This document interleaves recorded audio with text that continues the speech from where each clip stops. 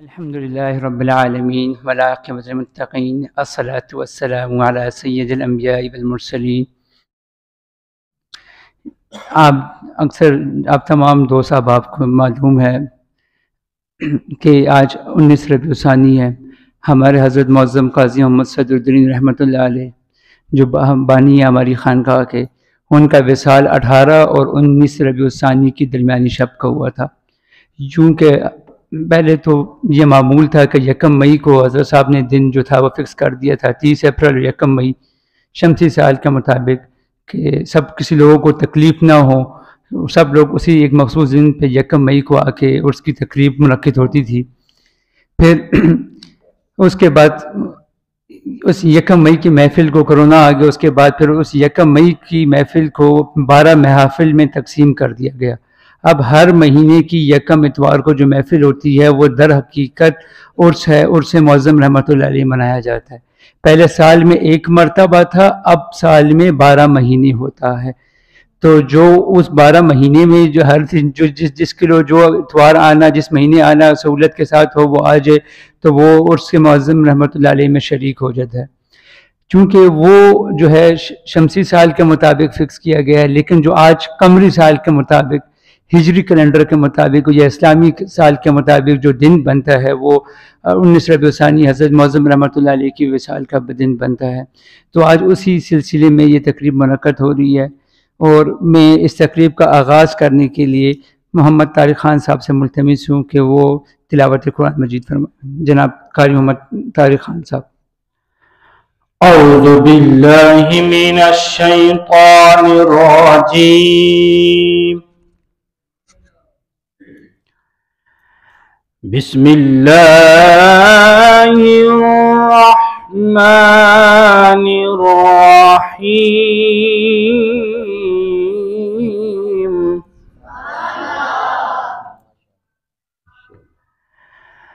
मा काना अलन नबिय्यि मिन खरजिल फीमा फ़रज़ल्लाहु लहु सुन्नतल्लाहि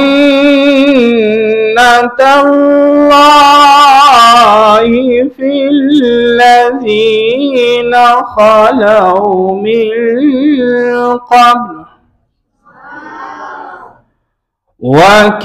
वकान अम्रुल्लाहि क़दरन मक़दूरा।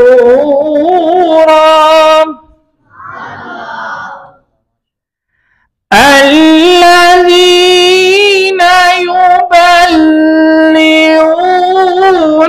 रिसालातिल्लाहि व यख़शौनहु व ला यख़शौना अहदन इल्लल्लाह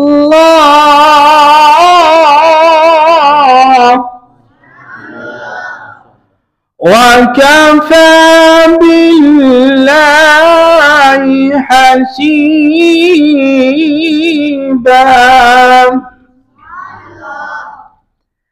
मा काना मुहम्मदुन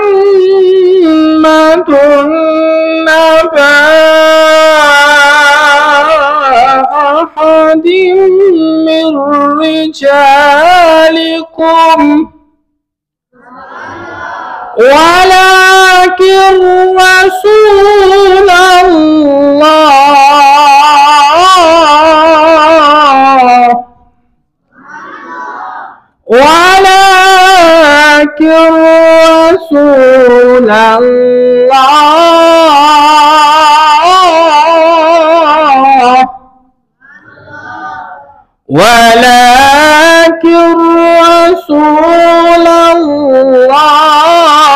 व ख़ातमन नबिय्यीन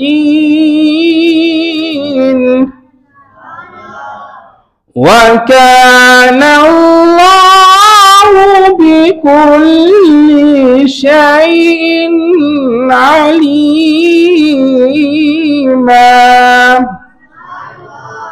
يا أيها الذين آمنوا اذكروا الله ذكرا كثيرا آمنت بالله صدق الله العظيم. ماشاءاللہ بڑی خوبصورت آواز میں ہمارے قاری امت طارق خان صاحب تلاوت فرما رہے تھے. ہمارا جو سلسلہ ہے سلسلہ نقشبندیہ، اس کا آغاز سیدنا ابوبکر صدیق رضی اللہ تعالیٰ عنہ سے ہوتا ہے. باقی تمام سلاسل جو ہے اس نقشبندی سلسلے کے علاوہ ان کی جو ابتدا ہے، ان کا آغاز جو ہے وہ سیدنا علی رضی اللہ تعالیٰ عنہ سے ہوتا ہے. سلسلہ نقشبندیہ یہ واحد سلسلہ ہے کہ جس کا آغاز جو ہے، جس کے بانی جو ہے سیدنا ابوبکر صدیق رضی اللہ تعالیٰ عنہ ہے. سیدنا ابوبکر صدیق رضی اللہ تعالیٰ عنہ کے بارے میں مختصراً سے اتنا بتاتا چلوں کہ یہ جو ان کا نام ہے حضرت ابوبکر صدیق، ابوبکر جو نام ہے یہ ان کا نام نہیں ہے. ان کا اصل نام جو ہے وہ عبداللہ بن عثمان بن عامر ہے. عبداللہ بن عثمان بن عامر. لفظ ابو بکر کا جو ظاہری مطلب یہ بنتا ہے، ابو کا مطلب ہوتا ہے باپ اور بکر کہتے ہیں عربی میں جوان اونٹ کو، لیکن یہ تو لفظی معنی ہے. در حقیقت اس کا اصل معنی یہ ہے، جو دوسرا معنی عربی میں لیا جاتا ہے آغاز کرنے والا، ابتدا کرنے والا. ابھی قاری صاحب تلاوت فرما رہے تھے، اس میں ایک آیات ہے وَسَبِّحُوهُ بُكْرَةً وَأَصِيلًا، اور صبح و شام اپنے رب کا ذکر کیا کرو. وَسَبِّحُوهُ بُكْرَةً وَأَصِيلًا، تو وہاں پہ بکر کا لفظ آیا ہے، یہاں سے ابو بکر ہے کہ ہر چیز کی پہلے ابتدا کرنے والا. جتنی بھی نیکیاں ہوتی تھیں ان کی ابتدا کرنے میں سب سے پہلے جو پہل کرتے تھے وہ سیدنا ابوبکر صدیق رضی اللہ تعالیٰ عنہ کرتے تھے. تو یہ جو ہے میں مختصر بتاتا چلوں، نوجوان طالب علم بیٹھے ہیں کہ یہ پھر ان کو صدیق کا جو لقب ملا جب رسول اللہ صلی اللہ علیہ وسلم معراج مبارک پر تشریف لے کر گئے، اور جب آ کے انہوں نے بتایا کہ رسول اللہ صلی اللہ علیہ وسلم نے بتایا کہ میں اس طرح سفر معراج پہ گیا ہوں اور اسرا کے سفر پہ گیا ہوں، تو جو سب سے پہلے جنہوں نے تصدیق کی اس بات کی اور کہا کہ ہاں وہ گئے ہیں وہ سیدنا ابوبکر صدیق تھے، تو ان کو وہاں پہ صدیق کا لقب ملا. تو یہ ابو بکر سے جو ہم لفظ لیتے ہیں ان کا اصل نام جو ہے عبداللہ بن عامر بن عثمان ہے، وہ چھپ گیا ہے اور ان کا نام ابو بکر ہے. سیدنا ابو بکر صدیق یعنی ہر تمام نیکیوں کی سب سے پہلے ابتدا کرنے والا. اس لیے رسول اللہ صلی اللہ علیہ وسلم نے فرمایا افضل الخلق بعد الرسول، یعنی رسولوں میں کے بعد سب سے افضل انسان جو ہے، سب سے افضل جو ہے وہ سیدنا ابو بکر صدیق رضی اللہ تعالیٰ عنہ ہے. اب میں نعت کے لیے دعوت دیتا ہوں محمد عمران صاحب کو کہ وہ آئیں اور نعت شریف پڑھیں. حاضرین محترم، آپ کے سامنے جو نعت شریف پڑھنے کی سعادت حاصل کر رہا ہوں وہ پیرزادہ جی قاضی عابد الدائم عابد صاحب کی لکھی ہوئی نعت شریف ہے. مل کے میرے ساتھ آقا علیہ الصلوۃ والسلام کی بارگاہ میں ہدیہ درود پڑھیے. صلی اللہ علیہ یا رسول اللہ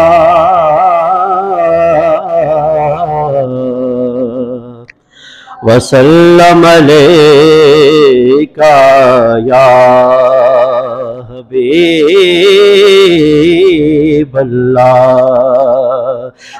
تو فعلنات رسول اکرم ملی یہ عزت یہ آبرو ہے. تو فعلنات رسول اکرم ملی یہ عزت یہ آبرو ہے کہ مجھ سا آسی بھی آج پہنچا، کہ مجھ سا آسی بھی آج پہنچا. سنہری جالی کے روبرو ہے کہ مجھ سا آسی بھی آج پہنچا.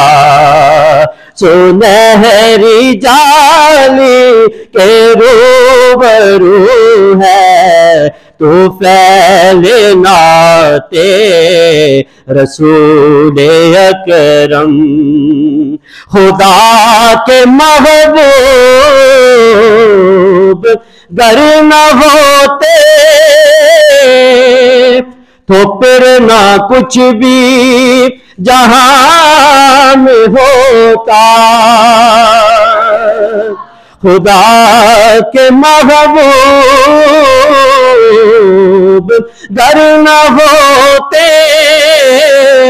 تو پھر نہ کچھ بھی جہاں میں ہوتا ہے ان کے دم سے یہ فیض سارا ہے ان کے دم سے یہ فیض سارا کہ بزم ہستی میں رنگ و بو ہے ان کے دم سے یہ فیض سارا کہ بزم ہستی میں رنگ و بو ہے تو پھیلے نعت رسول اکرم نہ اس کو دنیا میں کوئی خطرہ نہ روز محشر وہ ہوگا غمگین نہ اس کو دنیا میں کوئی خطرہ نہ روز محشر وہ ہوگا غمگین بسال دل میں جو عشق احمد بسال دل میں جو عشق احمد وہ دونوں عالم میں سرخرو ہے بسال دل میں جو عشق احمد وہ دونوں عالم میں سرخرو ہے تو پھیلے نعت رسول اکرم زبان ایسی کہ نور افشاں کہ ترجمان کلام یزدان زبان ایسی کہ نور افشاں کہ ترجمان کلام یزدان جو علم و حکمت سے ہے مزین جو علم و حکمت سے ہے مزین وہ میرے آقا کی گفتگو ہے جو علم و حکمت سے ہے مزین وہ میرے آقا کی گفتگو ہے تو پھیلے نعت رسول اکرم وہ اپنے اخلاق میں ہے یکتا تو دلکشی میں بھی سب سے اعلیٰ وہ اپنے اخلاق میں ہے یکتا تو دلکشی میں بھی سب سے اعلیٰ ہے خوب سیرت حضور جیسا ہے خوب سیرت حضور جیسا نہ آپ سا کوئی خوب روح ہے خوب سیرت حضور جیسا نہ آپ سا کوئی خوب روح ہے، طفیل نعت رسول اکرم۔ کروں میں کیسے بیان عابد در محمد کی جاذبی ہے، کروں میں کیسے بیان عابد در محمد کی جاذبی ہے، کہ کتنے جلوے ہیں ہر قدم پر، کہ کتنے جلوے ہیں ہر قدم پر، مہک ہے کتنی جو چار سو ہے، کہ کتنے جلوے ہیں ہر قدم پر، مہک ہے کتنی جو چار سو ہے، تو فین نعت رسول اکرم۔ ملیے عزت یہ آبرو ہے کہ مجھ ساسی بھی آج پہنچا، کہ مجھ ساسی بھی آج پہنچا، سنہری جالی کے روبرو ہے، طفیل نعت رسول اکرم۔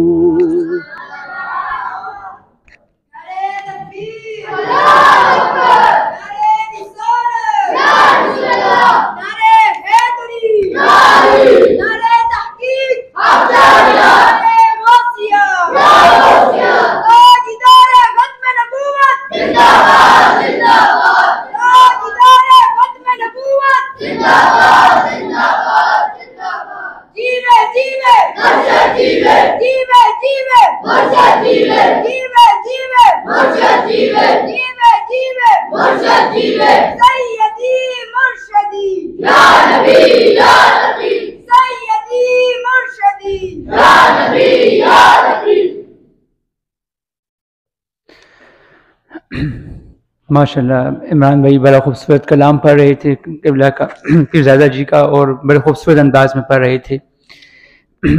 وقت کم ہے، مختصراً میں ابھی اس کے بعد منقبت کا نمبر ہے، میں مختصراً چند چیزیں بیان کرتا چلوں کہ اللہ والوں کی جو محبت ہوتی ہے ہمارے دلوں میں کیسے آتی ہے۔ جب اللہ تعالیٰ کو کوئی بندہ پسند آ جاتا ہے تو وہ جبرائیل امین کو بلاتے ہیں۔ یہ حدیث شریف کے الفاظ سنا رہا ہوں میں اپنی طرف سے یا کسی بزرگوں کا کوئی قول نہیں سنا رہا ہوں، یہ بلکہ حدیث شریف کا سنا رہا ہوں۔ اللہ پاک فرماتا ہے جب اللہ کو کوئی بندہ پسند آتا ہے زمین میں تو اللہ پاک جبرائیل امین کو بلاتے ہیں اور فرماتے ہیں جبرائیل امین سے کہ مجھے فلاں شخص پسند آ گیا ہے تو میں اس سے محبت کرتا ہوں، تم بھی اس سے محبت کرو۔ پھر جبرائیل امین عرش پہ جتنے ملائکہ ہوتے ہیں ان کے لیے ان پہ اعلان کرتے ہیں اللہ تعالیٰ کو فلاں بندہ پسند آ گیا ہے، اللہ اس کو پسند کرتا ہے، اللہ اس سے محبت کرتا ہے، تو ملائکہ تم لوگ بھی اس سے محبت کرو۔ جبرائیل امین یہ اعلان کرتے ہیں۔ پھر جب زمین میں تشریف لاتے ہیں پھر زمین میں اعلان کرتے ہیں کہ اللہ پاک کو فلاں بندہ پسند آ گیا ہے، تو لہٰذا ملائکہ و فرشتوں تم لوگ بھی اس سے محبت کرو۔ پھر زمین کے جتنے فرشتے ہوتے ہیں وہ بھی محبت کرتے ہیں۔ پھر اس طرح ہوتے ہوتے وہ محبت انسانوں کے دلوں میں بھی آ جاتی ہے اس بندی کے لیے۔ تو میں آپ کو یہ بتاتا چلوں کہ ہمارے دلوں میں اولیاء کی محبت آتی ہے، یہ ہماری وجہ سے نہیں آتی ہے، یہ اللہ تعالیٰ کی ہی دین اللہ تعالیٰ نے ہی ڈالی ہوئی ہے۔ آپ اس بات کا اندازہ اس چیز سے لگائیے، حضرت دادا گنج بخش رحمت اللہ علیہ کو دنیا سے رخصت ہوئے 850 سال کا عرصہ ہو گیا، 850 سال کا عرصہ ہو گیا ہے، اور لوگوں کے دلوں میں ان کی محبت میں دن بدن اضافہ ہو رہا ہے۔ جب ایک مرتبہ یہ محبت کا سلسلہ شروع ہو جائے تو وہ روز بروز پروان چڑھتا ہے، اس میں روز بروز اضافہ ہوتا جاتا ہے. اس کی مثال سے آپ سیدنا علی حجویری حضرت دادا گنج بخش رحمۃ اللہ علیہ سے ان سے اندازہ کر لیجئے. اور ہمارے دلوں میں جو حضرت معظم رحمۃ اللہ علیہ کے لیے، حضرت صاحب کے لیے، پیرزادہ جی کے لیے، اور جتنے بھی لوگ ہیں، جتنے بھی اولیاء کرام ہیں، ان کی محبت ہمارے دلوں میں ویسے نہیں آئی، یہ اللہ تعالیٰ کی طرف سے ڈالی گئی ہے. اب میں منقبت کے لیے میں ملتمس ہوں ظہیر احمد عوان صاحب سے کہ وہ آئے اور منقبت فرمائیں. صلی اللہ علیہ یا رسول اللہ وسلم علیک یا حبیب اللہ. اللہم صلی علی سیدنا محمد. اللہم صلی علی سیدنا محمد. اللہم صلی علی سیدنا محمد. اللہ اللہ فیض عالمگیر صدر الاولیاء. اللہ اللہ اللہ اللہ فیض عالمگیر صدر اولیاء. ایک جہاں ہے طالب، ایک جہاں ہے طالب تنویر صدر اولیاء. اللہم صلی علی سیدنا محمد. اللہم صلی علی سیدنا محمد. اہل علم و فضل ہو یا معرفت کے رازداں. اہل علم و فضل ہو یا معرفت کے رازداں. سب کے دل میں جا گزی، سب کے دل میں جا گزی توقیر صدر اولیاء. اللہم صلی علی سیدنا محمد. اللہم صلی علی سیدنا محمد. کاشف اسرار سنت ان کا ہر در سے حدیث. کاشف اسرار سنت ان کا ہر در سے حدیث. شرح قرآن مبین، شرح قرآن مبین تفسیر صدر اولیاء. اللہم صلی علی سیدنا محمد. اللہم صلی علی سیدنا محمد. سوز سے بھرپور لے جا، درد سے معمور لے. سوز سے بھرپور لے جا، درد سے معمور لے. جام عشق مصطفیٰ، جام عشق مصطفیٰ تقریر صدر اولیاء. اللہم صلی علی سیدنا محمد.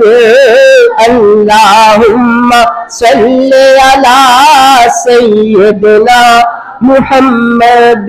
سلسبیل و کوثر و تسنیم کی موج رواں.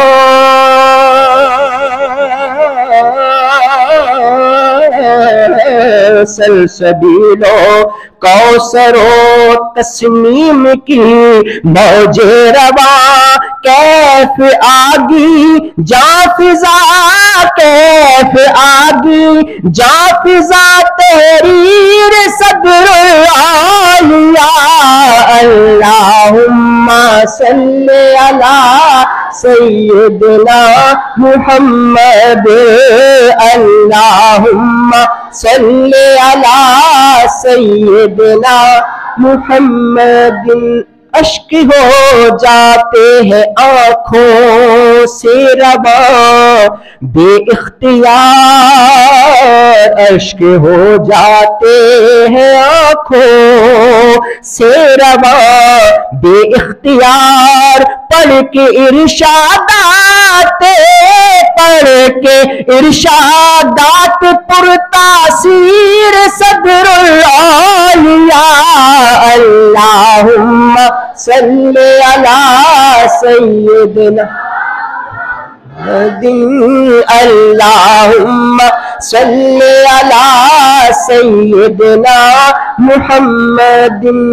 کیا بتاؤں جود کا عالم لٹا دے یک بیک، کیا بتاؤں جود کا عالم لٹا دے یک بیک، کل جہاں دی ہو اگر، کل جہاں دی ہو اگر جاگیر صدر العالیہ، اللہم صلی علی سیدنا محمد، اللہم صلی علی سیدنا محمد۔ زندگی ہو قبر ہو یا حشر کا ہو مرحلہ، زندگی ہو قبر ہو یا حشر کا ہو مرحلہ، ہر جگہ ہم ہوں گے، ہر جگہ ہم ہوں گے دامن گیر صدر العالیہ، اللہم صلی علی سیدنا محمد، اللہم صلی علی سیدنا محمد۔ یہ مصرع میں پڑھوں گا، اس شعر کا پہلا مصرع تو آپ نے توجہ کے ساتھ سننا ہے اور سب نے کہنا ہے آمین۔ بڑا خوبصورت شعر فرماتے ہیں قبلہ، یا الہی تا ابد آباد رکھیے خانقاہ، یا الہی تا ابد آباد رکھیے خانقاہ، صدقائے بوسعد احمد، صدقائے بوسعد احمد پیر صدر العالیہ، اللہم صلی علی سیدنا محمد، اللہم صلی علی سیدنا محمد۔ تجھ کو دائم فکر کیا گر ہو گئے وہ پردہ پوش، تجھ کو دائم فکر کیا، تجھ کو دائم فکر کیا گر ہو گئے وہ پردہ پوش، نقش تیرے دل میں ہے، نقش تیرے دل میں ہے تصویر صدر العالیہ، اللہم صلی علی سیدنا محمد، اللہم صلی علی سیدنا محمد، اللہم صلی علی سیدنا محمد۔ میں یہ جو آپ کو مختصر جو جوان طالب علم بیٹھے ہیں، بچے بیٹھے ہیں، آپ کو بتاتا چلوں کہ یہ جو لفظ ہے عرس، اس کا معنی کیا ہے۔ عرس کا جو لفظی معنی ہے وہ ہے شادی کے معنی ہے۔ تو جب جو کسی بزرگ کا کبھی جب یوم وصال ہوتا ہے تو ان کو ہم لوگ کہتے ہیں کہ آج فلانی ہستی کا، فلانی بزرگ کا عرس منایا جا رہا ہے۔ تو یہ عرس کے جو لفظی معنی ہے یہ شادی کی ہے۔ یہ حدیث شریف میں آیا ہے کہ جب قبر کے اندر جب میت کو رکھتے ہیں، جب قبر کے اندر جب رکھ دیتی ہیں تو فرشتے آتی ہیں، سوال جواب کرتی ہیں. تو سوال جواب کرتی ہیں، جب وہ ایک بندہ سوال جواب سے مکمل ہو جاتا ہے، پاس ہو جاتا ہے، سب سوالوں کے صحیح جوابات دے دیتا ہے، تو اس کے بعد جو ہے فرشتے آ کر ان کو یہ خوشخبری سناتی ہیں. یہ حدیث شریف کے الفاظ ہے. آ کر کہتے ہیں نوم کا نومۃ العروس، کہ ایسے سو جا جیسے دلہا سوتا ہے. یعنی ابھی جب دلہا سوتا ہے تو وہ بڑا بے غم ہو کے، وہ ساری چیزوں سے بے فکر ہو کے سوتا ہے، اس کو کوئی پریشانی نہیں ہوتی. کہتے ہیں ایسے سو جا جیسے دلہا سوتا ہے. جب سوال و جواب ہو جاتی ہیں، یہ جو ایک لفظ ہم لوگ، کوئی بندہ دنیا سے چلا جاتا ہے، ہم کہتے ہیں فلانے شخص کا انتقال ہو گیا. انتقال، لفظ انتقال کا مطلب ہے کہ ایک جگہ سے دوسری جگہ چلے جانا، یعنی ٹرانسفر ہو جانا، جس کو ہم انگریزی میں کہتے ہیں. یہ مطلب نہیں ہے کہ جی وہ بالکل ہی چلے گئے، نہ اس دنیا سے کوئی تعلق ہے نہ اس دنیا سے ایک تعلق ہے. عربی کے اندر ایک محاورہ ہے، الموت والجسر یوصل الحبیب الی الحبیب. موت ایک پل ہے جو اپنے دوست کو دوست کے ساتھ ملا دیتی ہے. تو یہ جو ہم لوگ جو ہوتی ہیں، جو گناہگار مجھ جیسے بندہ ہوتا ہے، وہ بندہ موت سے گھبراتا ہے. کیوں؟ کہ ہمارے اعمال ٹھیک نہیں ہوتی ہیں. لیکن جو اللہ کے نیک بندے ہوتی ہیں، جب وہ قبر کے سارے سوال و جواب دے دیتی ہیں، اس ایگزام میں پاس ہو جاتی ہیں، ان کو آ کر یہ خوشخبری سنائی جاتی ہے، ملائکہ آتی ہیں، خوشخبری سناتی ہیں. نوم کا نومۃ العروس، ایسے سو جا جیسے دلہا سوتا ہے. اس کی قبر کو نور سے بھر دیا جاتا ہے، تا حد نگاہ وسیع کر دیا جاتا ہے. جنت کی کھڑکیاں کھول دی جاتی ہیں، جنت کی ہوائیں آتی ہیں اس کے اندر. تو یہ لفظ کا جو عرس ہے، یہ لفظ حدیث شریف کے اندر آیا ہے.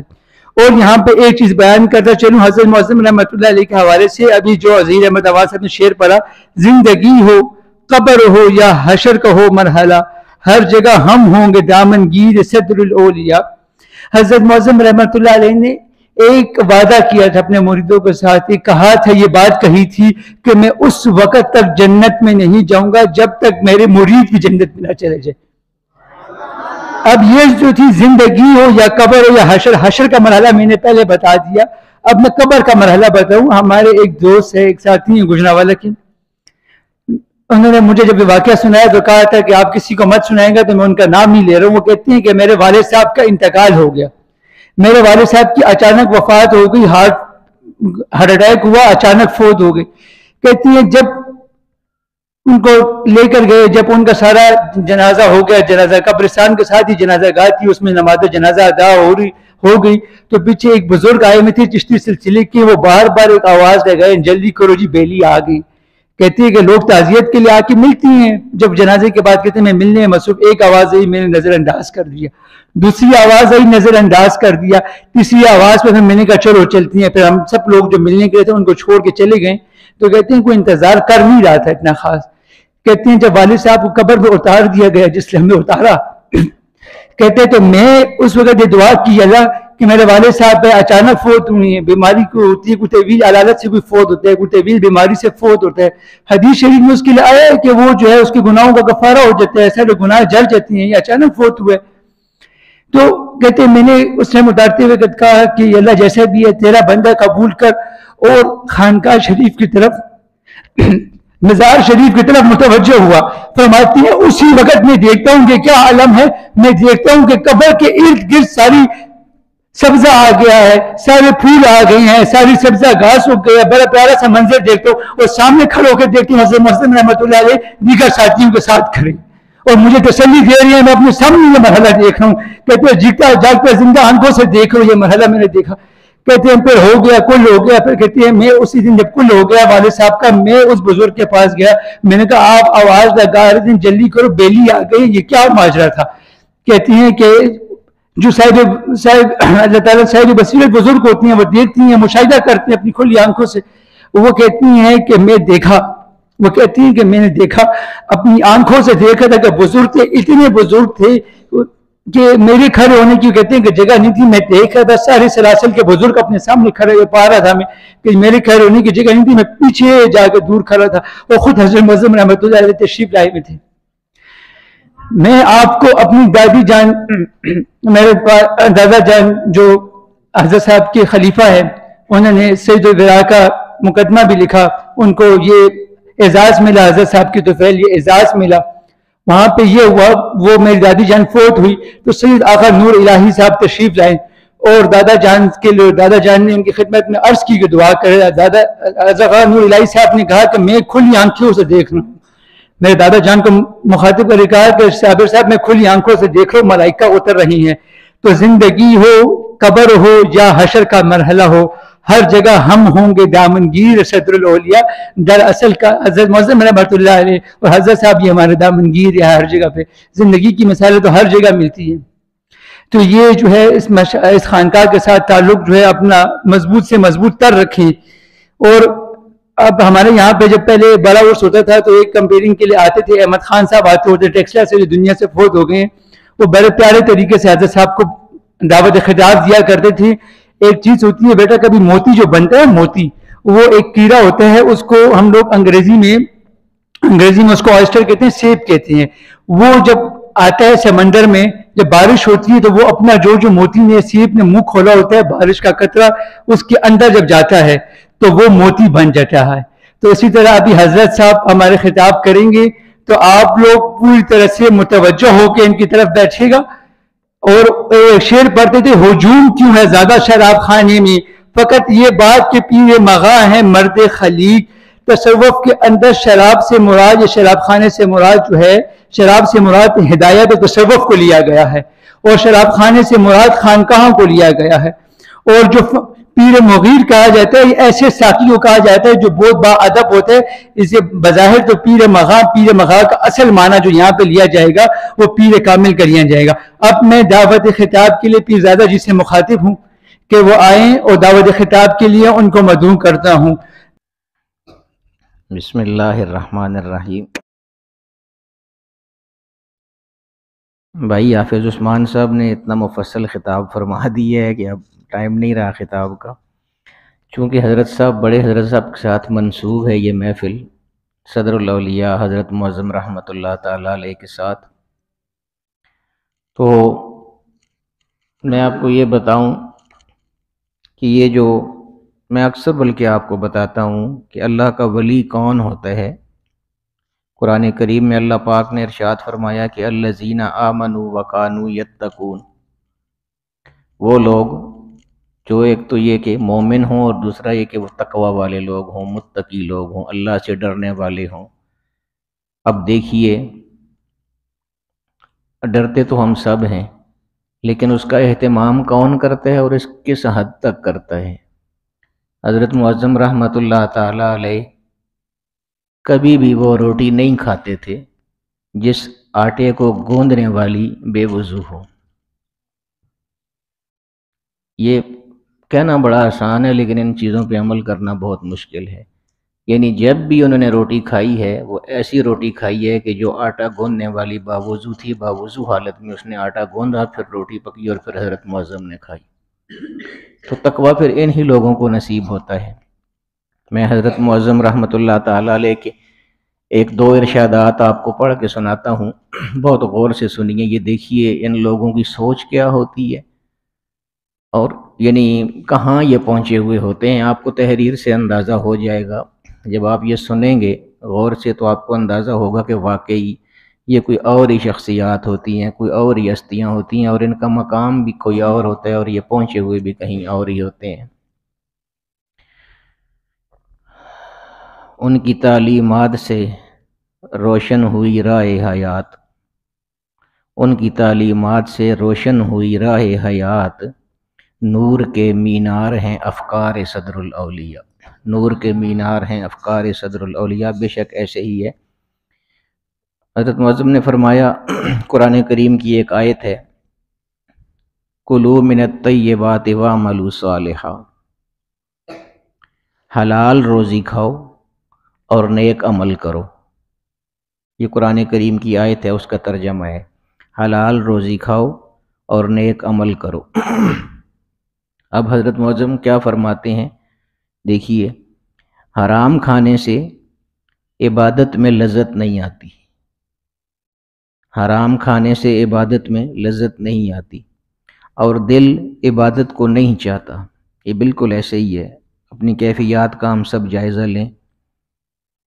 دل عبادت کو نہیں چاہتا جب آدمی حرام کھاتا ہے۔ جس طرح آم، سیب، مالٹا جسمانی نعمتیں ہیں، اسی طرح عبادات روحانی نعمتیں ہیں۔ جس طرح آم کا مزہ الگ ہے، سیب کا الگ اور مالٹے کا الگ، اسی طرح درود شریف کا مزہ الگ ہے، کلمہ شریف کا مزہ الگ ہے اور تلاوت کا مزہ الگ ہے۔ مگر یہ مزہ اسی کو آتا ہے جس کو روحانی صحت حاصل ہو، جس کی روح مصفہ اور پاک ہو۔ میں کیوں کہا کرتا ہوں کہ دلوں کو صاف کریں؟ جس طرح جسمانی بیمار کو کوئی چیز اچھی نہیں لگتی، دودھ دو تو تھوکتا ہے، پھل دو تو نانا کرتا ہے، اسی طرح روحانی بیمار بھی عبادات سے بھاگتا ہے۔ روح صحت مند اور صاف ہو تو پھر سرور آتا ہے، ایسا مزہ آتا ہے کہ پھر دنیا جہان کا ہوش نہیں رہتا۔ میں اکثر آپ کو صحابہ کرام کے حالات بتاتے رہتا ہوں کہ وہ نماز کس طرح پڑھا کرتے تھے اور ہم نماز کس طرح پڑھتے ہیں۔ حضرت معظم فرماتے ہیں کہ نبی کریم صلی اللہ تعالی علیہ وآلہ وسلم نے ایک دفعہ 2 صحابیوں کو پہرے پر مقرر فرمایا۔ انہوں نے باری باری جاگنے کا فیصلہ کیا۔ ایک سو گئے، دوسرے نے سوچا کہ کیوں نہ یہ وقت نماز میں صرف کیا جائے، یعنی ان کا شوق دیکھیے، اب حالانکہ پہرا دینا تھا انہوں نے۔ ایک سو گئے تو دوسرے اب پہرا دے رہے ہیں، تو خیال آیا کہ پہرا تو دے ہی رہا ہوں لیکن وقت ضائع کیوں کروں، بہتر یہ ہے کہ اس وقت کو بھی نماز میں مشغول ہو جاؤں۔ سوچا کہ کیوں نہ یہ وقت نماز میں صرف کیا جائے، چنانچہ انہوں نے نماز شروع کر دی۔ کافروں نے ان کو ایک ہی جگہ کھڑے دیکھا تو تیر چلایا جو آ کر ان کی ران میں لگا، خون بہنے لگا، مگر انہوں نے نماز جاری رکھی۔ ان لوگوں کی نمازیں دیکھیں نا کیسی ہیں اور ہماری نماز کیسی ہے۔ ران میں تیر لگ چکا ہے، خون نکل رہا ہے، لیکن نماز جاری ہے، نماز نہیں توڑی۔ انہوں نے نماز جاری رکھی۔ خون کے چھینٹے جب دوسرے صحابی پر پڑے تو وہ اٹھ کھڑے ہوئے اور دیکھا کہ ساتھی نماز میں ہے اور خون بہہ رہا ہے۔ جب وہ نماز سے فارغ ہوئے تو ساتھی نے پوچھا کہ آپ کو تیر لگنے کا پتہ نہیں چلا؟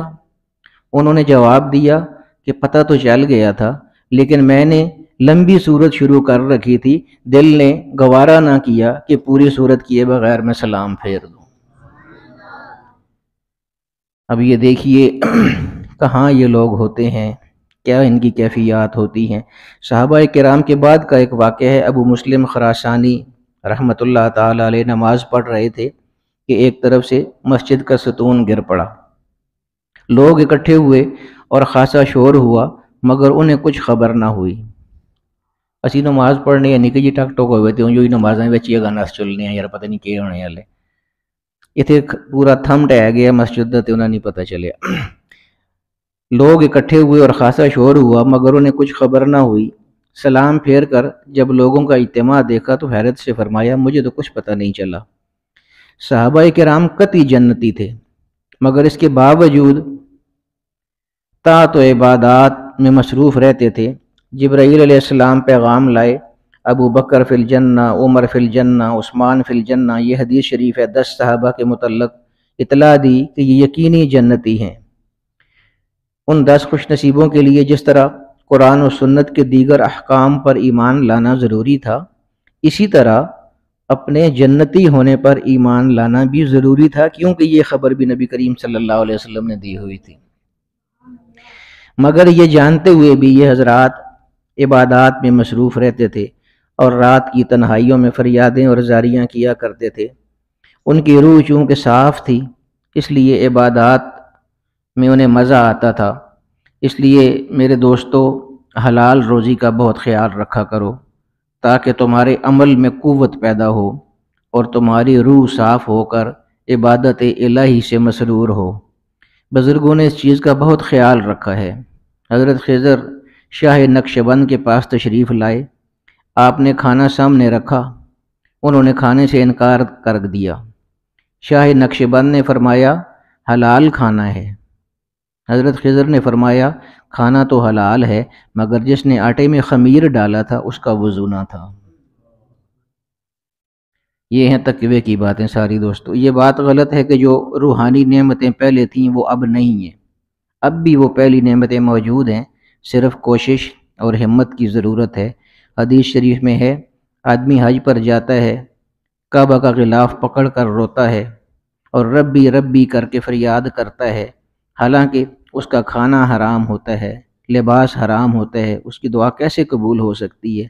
اس لیے دوستو اپنی غذا کا بہت خیال رکھو اور شریعت کے مطابق زندگی بسر کرو، تاکہ جب ہم روز محشر رسول اللہ صلی اللہ تعالیٰ علیہ وآلہ وسلم کے پاس جائیں تو آپ صلی اللہ تعالیٰ علیہ وآلہ وسلم ہم سے خوش ہو جائیں، نہ کہ منہ مبارک پھیر لیں۔ اس لیے ان سب چیزوں کا بہت زیادہ اہتمام کرنا چاہیے۔ کہ چونکہ حضرت معظم رحمۃ اللہ تعالیٰ علیہ کے ارشادات کے حوالے سے یہ بات تھی تو میں نے مناسب سمجھا کہ اس موقع پر آپ کو بتا دوں۔ اللہ رب العالمین ہمیں ان کی تعلیمات کے مطابق زندگی گزارنے کی توفیق عطا فرمائے۔ یا الہی مصطفیٰ رحمت بداموں کے طفیل، حضرت صدیق و عالی قدر سلمان کے طفیل، قاسم و جعفر جناب بایزید و بوالحسن، بو علی و شیخ یوسف شاہ ہمدان کے طفیل، عبد خالق عارف و محمود پھر شاہ علی، شیخ سماسی و میر بزم عرفان کے طفیل، شاہ بہاؤالدین علاء الدین و چرخی کے طفیل، پھر عبید اللہ شہ احرار ذیشان کے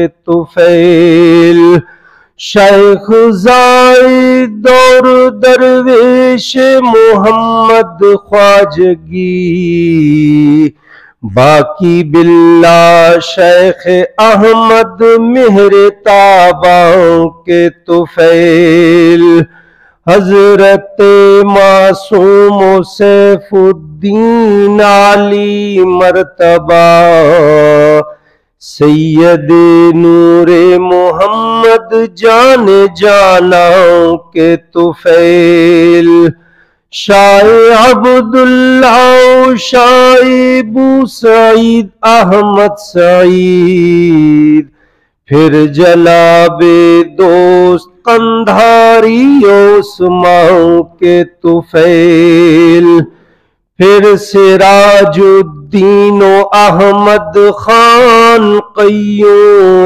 زمان، شیخ صدر الدین آقا غوث دوران کے طفیل، جان دو عالم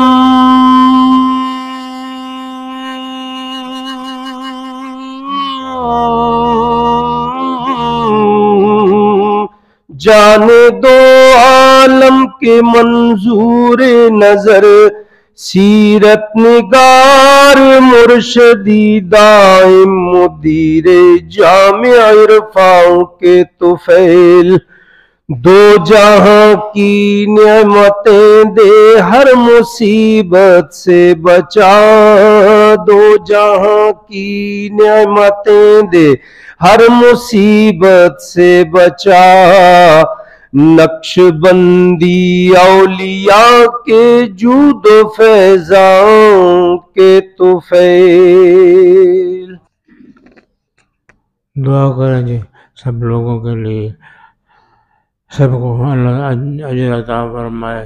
حضرت معظم کے اس محفل جو سجائی گئی ہے اس کو اللہ قبول فرمائے، اور جو تشنہ گالیاں جو کمیاں خامیاں رہ گئی ہیں وہ اللہ تعالیٰ دور فرمائے، اور تمام لوگوں کو سکھ عطا فرمائے، آسانی عطا فرمائے، اور دونوں جہاں میں عزت عطا فرمائے۔ ہاں جن لوگوں نے پڑھایا ہے اس سارے ثواب کے لیے وہ بھی ان کے لیے بھی ان کو قبول فرمائے اور وہ بھی اسی مرتبہ اور مرضہ ان کو نصیب ہاں جو لوگ آئے ہیں ان کا بھی اجر فرما صلی اللہ علیہ وسلم محمد